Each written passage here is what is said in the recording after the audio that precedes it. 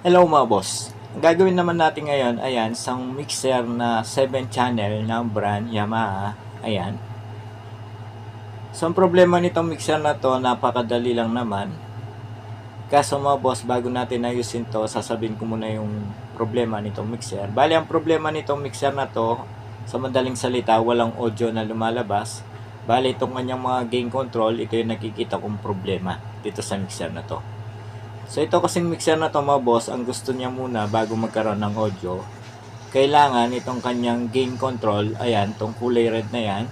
So ang gusto niya muna bago lumabas yung kanyang audio, kailangan naka-pull muna itong kanyang gain control.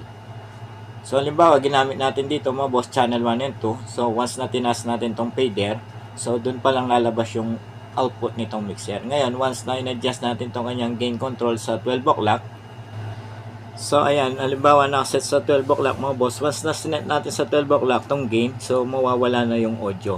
Ngayon, pag ginop naman natin yung gain, once na tinas natin tong fader na yan, kahit na naka-off yung gain, dapat may lalabas na audio dito sa mixer na to, pero wala.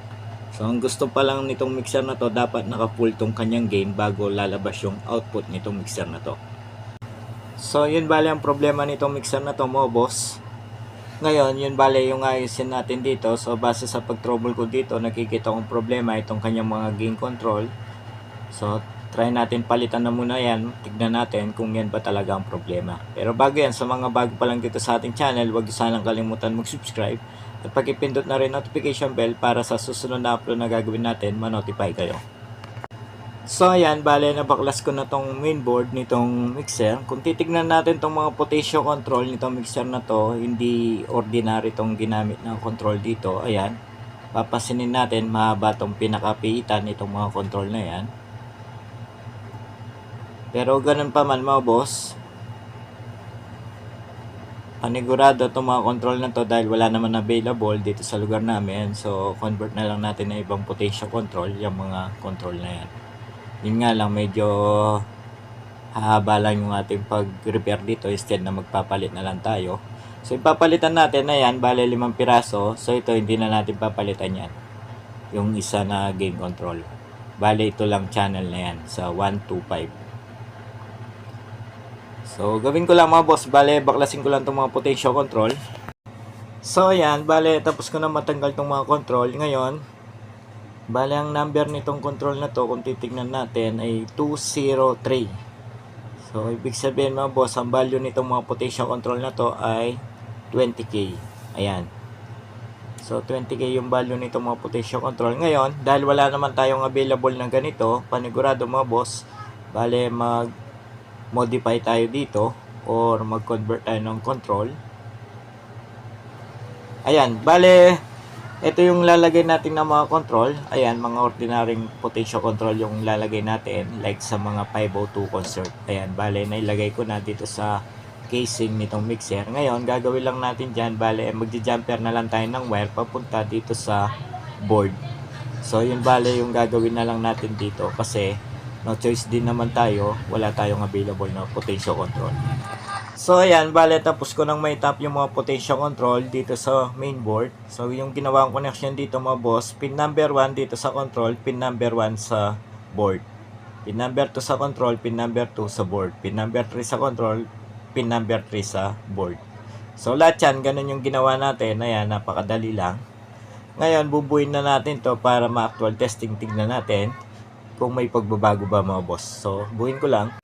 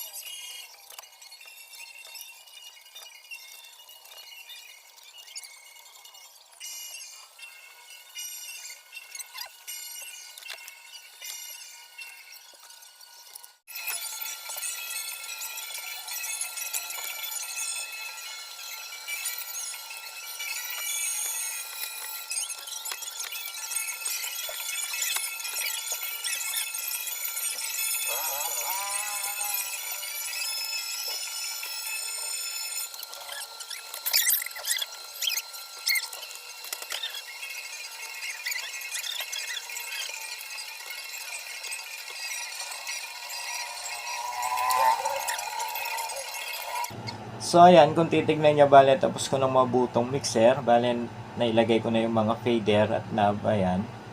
So itong mga knob nitong kanyang gain, di natin mailagay yan kasi nga bilog tong nilagay natin na control. Dito lang dito sa original na control na tinanggal natin dito sa mixer, ayan, half moon. So dyan lang natin may pasok yan. Ngayon gagawin na lang natin dito sa knob na yan para may pasok natin dyan sa mga bagong control na yan. So bibilugin na lang natin yan hanggang sa may pasok natin dito sa mga volume control na nilagay natin sa mixer. So gawin ko lang. So gagawin ko na lang dito mga boss, bale painitin ko na lang dito sa soldering iron. Ayan tong knob. Para may pasok lang natin yung knob na yan sa potential control na nilagay natin.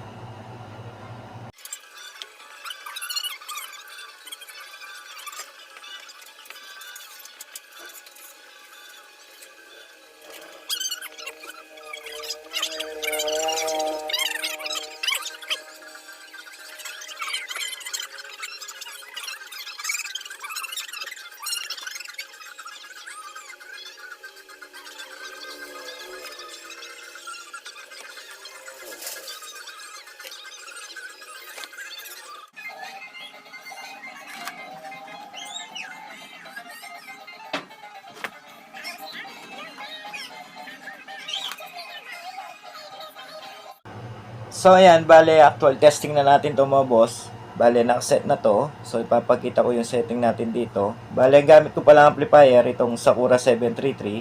So yung connection naman ayan, channel 1 and 2. Pumunta yan dito sa ating laptop. Bale yan yung gagamitin natin na signal. Tapos yung output naman nitong mixer ayan, pumunta naman yan dito sa input nitong amplifier. So ganun lang naman yung setup nito mga boss. Ngayon, power on na natin. Ngayon, dito sa mixer, power on. Ayan, papansinin nyo, nag-power on na rin itong mixer. So, pasinin nyo itong ating setup dito sa ating mixer. Ayan, same lang yung setup. Bale, naka-input tayo sa channel 1 and 2. So, ito lang yung gagamitin natin na control sa channel 1 and 2. Yung ating master, ayan, nasa 0 na. So, hanap lang akong music na pwede natin napatugtog na hindi makapiright itong aking video. So, ito na lang siguro, ayan. So, ulitin ko lang mga boss bago natin patugtugin to. Ayan. Bale, itong ating gain control sa channel 1 and 2 naka 0. So, once na naka 0 yan, walang audio na lalabas sa output mga boss. Ganon din sa 12 o'clock. So, ang gusto pa lang nitong mixer na to, dapat isagad na muna natin itong kanyang gain control bago lumabas yung output nitong mixer na to. Ngayon, try natin sa 0. Pakinggan natin kung tutunog mga boss. Ayan.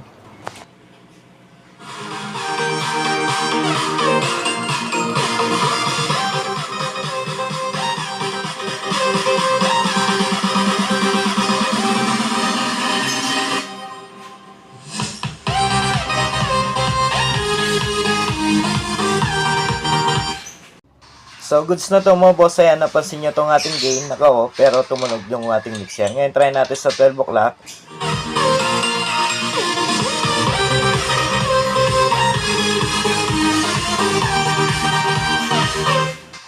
Yun mga boss, kung narinig nyo, tumunog rin itong ating mixer kahit na nakaset yung ating gain control sa 12 o'clock. So, ibig sabihin, goods na itong mixer na to. Ngayon, try naman natin sa channel 3 and 4.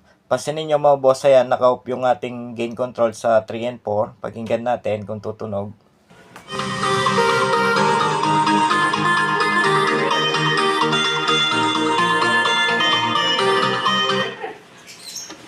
Ngayon, try din natin sa channel 5, ayan.